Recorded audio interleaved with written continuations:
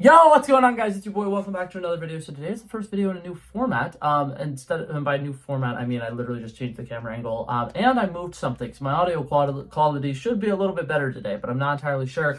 Today I'm going to be talking about the Netflix original comedy that just came out, starring the weird dude from the Pitch Perfect movies. Nope, not that one.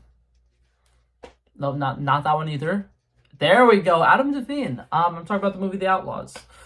Modded movie review. Okay, so right off the bat, this movie, it wasn't bad, right? Like, I want to go ahead and say right off the bat that I don't think I disliked this movie. I don't think that it was as good of a comedy as I was expecting it to be with some of the cast members involved. But it wasn't bad. I thought that there was definitely a lot of things to like about it. But the first 30 minutes were really slow. Like really slow. This movie is a raunchy comedy. For people who don't know, that's a comedy that's like tries to kind of deal with more like darker type stuff, right? And they were kind of trying to deal with some darker stuff. They were trying to set up with some uncomfortable styles of humor, try to basically like break boundaries in humor and try to like do comedic things that aren't necessarily super appropriate with everybody. And the first 30 minutes had a lot of jokes that were just completely missing with me. Something that I don't like is they did the classic movie trope where they have a main character who is a guy who's a loser, and instead of just like trusting the audience to know that this character is a loser, they have two random people talk to him and basically tell him he's a loser for a solid like 10 minutes. Because the movie opens up, he is with his wife or whatever, yada yada stuff happens. Then they show the next day he's off to work, and literally the first 10 minutes that he's at work, it's just his two coworkers telling him how much of a loser he is for a solid like 10 minutes. And I'm not going to say that I absolutely hated it, but at the same time, it was just bad. Because here's the thing. The opening shot of the movie is literally, we're panning around this guy's apartment complex, and we're seeing that he made a 3D model of the seating chart for his wedding that's coming up, using a bunch of action figures and toys, and he has himself as He-Man, and he has his girlfriend as the Pink Power Ranger, and there's literally references to him making He-Man jokes, which to me, I think, literally was enough to show, okay, this character is an adult and he's a man-child, he's a loser, right? But instead, they still felt the need to include like 15 minutes of just having other characters call him a loser. And another thing that really bothers me is his parents are kind of the parents where they're really strict, they're really weird, they're socially awkward, and they seem like they would be really bad at raising a kid to be normal. And once again, they could have just used that to show us, hey, this guy's a loser, but they still felt the need to include 15 minutes worth of terrible jokes of people being like, I thought you made up your girlfriend. Your girlfriend sounded fake. I thought for sure that when you mentioned that you had a girlfriend, that she wasn't real. And it's literally that exact same joke by the same actor for a solid 5 minutes. And then the female actress who's also in the scene starts making that same joke for another 10 minutes. So right off the bat, there was a lot of repetition in the humor, and it did not work for me. I will say this, I like the actor, one of those two actors, because I know he's the best friend in the movie Free Guy, who also works at the bank with Ryan Reynolds' character, and he's great in that. And once again, he works at a bank, which I thought was just funny. That guy's being typecast as a bank worker. But yeah, so start off the movie, it's pretty slow. Then we get into some of the more interesting stuff. So it's revealed that Parker's parents are going to be able to come to the wedding. Parker is the love interest's name. Also, for some reason, the only name in the entire movie that I actually remember the name. Like, I can't remember Adam Devine's character's name, and I can't remember either of the parents' names. I think they were called, like, the Ghost Bandits or something like that. But yeah, so it's introduced that, oh my god, they're going to be able to come to the wedding, and it's going to be a whole lot of fun. And so that's a really cool thing. And then it's mentioned that they've been in the Amazon wild or whatever for a while, which was, like, interesting. And I really like it. 2023, the United States' central bank target interest rate was 5.25%. Okay, so after that little interruption, I forgot, I changed my Alexa in my room to, its trigger word is now, Amazon, and so I think me saying the word Amazon just made it think that I was talking to it, and, that's my bad. But yeah, so now I'm back. There were some things that were good about this movie, and it basically starts when the in-laws come in, and we're first meeting them, and Pierce Bronson plays the father-in-law, and then I can't remember the actress's name who plays the mother-in-law, but she's also really great in this. And I really like it. First, they walk in on him singing about how he's going to doink their daughter, which was actually kind of funny. Adam Devine is just putting away groceries and singing, and he's really happy because he thinks he's getting laid tonight. And then he turns around and the in-laws are there, and that was a really funny sequence. I thought that was great and that worked well. Yeah, and then the movie kind of starts off, and now we actually get going, which is good because the first 30 minutes were incredibly slow, and then the entire rest of the movie feels like it happens in about 25 minutes. Because once the in-laws get introduced, it's like upbeat, upbeat, upbeat. We get introduced to a character who apparently they owe that character $5 million, and that's why they robbed banks, and they became the ghost bandits or whatever. And so the next day, after the in-laws come in or whatever, Adam Devine's character decides, you know what, I'm going to take the day off of work, I'm going to take them out, and we're going to have a fun time, and I'm going to get to know them or whatever. And he plans this whole day with, they were going to go to this special pottery art gallery for the tribe that they were supposedly living with in the Amazons. And he mentions that he wants to do that with them, and they're like, why the fuck would we do that? They're just like, why? That sounds lame as hell. Why would we want to do that? And then also, after they say no to that, he's like, okay, well, that's okay. We can just jump to my second plan. And then he mentioned the Holocaust Museum. And they were like, do you have fun? And once again, this is great. This is how you can show that a character is kind of a loser. Is his ideas of fun is going to museums. Not a lot of typical people would think, oh my god, I'm going to go have fun. I'm going to go to the Holocaust Museum. That would work to show us that the character is a loser. You don't need to have two people explicitly saying it at the beginning of the movie. But yeah, so he's like, oh, okay, yeah, no. What would you guys want to do? And then it cuts to them jumping out of an airplane, and they go skydiving, and then it changes to them getting tattoos, and this little sequence is also super funny.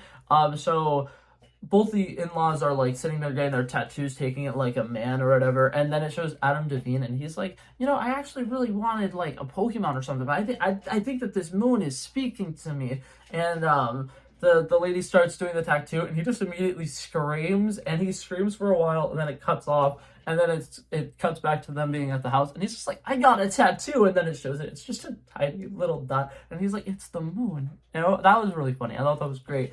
And that was the first time that he got to see him or whatever, and then now they go to a bar, and then stuff gets interesting. Adam Devine's character gets drunk and is absolutely hilarious, and there's a whole lot of fun. And then the next day, he's throwing up, he's at work, and the bank gets robbed. Oh my god, but it's really mysterious. Who's robbing the bank? Spoiler alert, it's the in-laws. And I'm not gonna say that it was an obvious thing, but like, if you watched any of the trailers, you knew that that was what was happening. And what's it called? They rob the bank. Adam Devine is having like multiple panic attacks throughout the entire movie because he's just like, my wife, damn it happened to me. That's exactly how he acts for the next like 20 minutes of the movie. But it's great. It's fine. It works. It does its job. And then we get to a point where here's what's actually going to be like the big, oh my god, this is what's going on in this movie. So they give that $1 million that they robbed from that bank to the woman who they owe $5 million to. And she's like, great, you still owe me a whole lot more. And if you don't do it soon, your daughter is going to be murdered on her wedding day, whatever, right? So that sets up the stakes. Daughter's going to be murdered. Her wedding day is in like a week. So they have a week to get $5 million. And so now they're kind of like at a loss. They need to figure out what they're going to do. They need to go rob some banks. And at this point, Adam Devine's character is like aware of the fact that they're bank robbers. He knows 100% for sure that that's them. And he is like, you know what? I can help you guys out because his wife's in danger. And then his wife actually also straight up gets kidnapped at some point throughout the movie. And so he's like, you know what? I'll help you. We're robbing these goddamn banks. So he kind of goes through a list of all of the banks or whatever that they could potentially go ranked on, like, here's the highest and here's the lowest. And that's another thing that I love, did a great job of showing. He's a loser. He went through and made a giant spreadsheet of like all of the banks within like a 50-mile radius or whatever, with the income and how likely they would be able to break in based on their security levels. And I thought that was absolutely hilarious. Once again, you can write good stuff that shows that he's a nerd. Why did you feel the need to straight up have characters just tell him he's a loser for 10 minutes? That's literally one of my biggest gripes with this movie, is how slow the movie starts and how bad some of those jokes are at the beginning of the movie.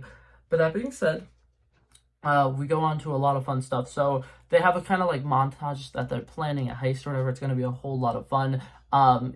Adam Devine's character explains how you need to rob a bank from a bank manager who doesn't really give a crap. And there's this bank manager who really doesn't give a crap, but he owns 3 banks. And the way that he has his deposits work, they have one truck go to one bank, then one truck go to the next bank, and one truck go to the other bank. Instead of what they're supposed to do is have the truck go from the bank to where the money's going, then to the other bank, and then where the money's going. So instead of only having one bank's amount of money in that armored truck, there's going to have 3 banks worth of money. And that's going to save them so much time, because instead of having to rob a bunch of banks, they can just rob the one, which is fantastic, right?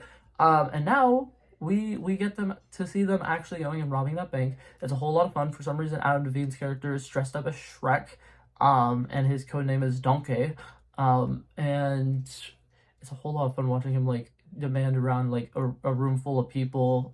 They gave him a water gun, and he's over there like, get down, get down, get down. And then he does like his little weird Shrek impression. He's just like, was that Scottish or Irish? I was going for Scottish, but like, I think they came out a little more Irish. And there's a whole lot of fun in these action sequences where they're robbing the bank, but Adam Devine is just that fish out of water situation. And that is a whole lot of fun.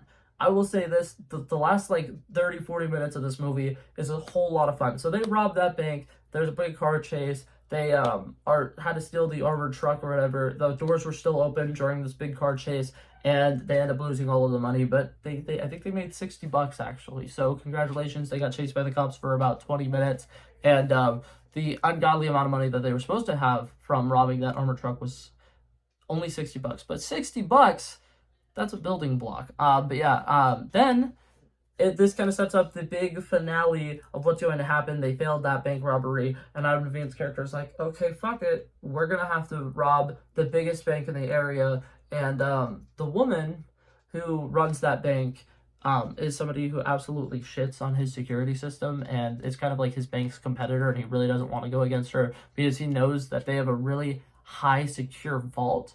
And the way that they reveal, oh my god, Adam Devine's character is going to go get them into this bank, is he goes up to her and he's just like, hey, I know you call my bank really, really bad, and I want to know what a good security system would look like. And obviously that works because it's a movie. So she goes, she shows him the entire state. She literally takes him all the way back to the vault, and then I think he like kicks her or something, and then he runs into the vault and closes himself in there. And then the 2 bank robbers, the ghost bandits, actually go in and like act like they're robbing the bank, while meanwhile Adam Devine is actually robbing the bank in the back, and they're just what's it called?